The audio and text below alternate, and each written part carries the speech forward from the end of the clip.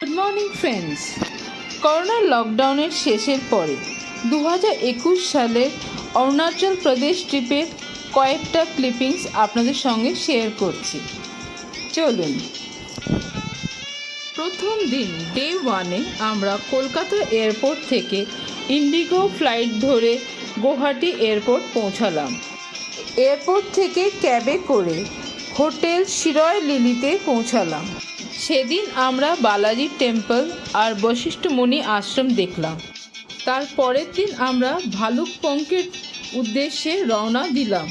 যাওয়ার পথে Brahmaputra river cross করলাম। ভালুকপং পৌঁছে আমরা জিয়া ভরেলি রিভার দেখলাম। মর্নিং, আজকে ডে 3 আর এখন আমরা ওয়াই ইন্টারন্যাশনাল হোটেলের জিমে ওয়ার্কআউট করছি। কিছুক্ষণ পরেই আমরা দিরাংয়ের জন্য রওনা দেব। I see you in next video.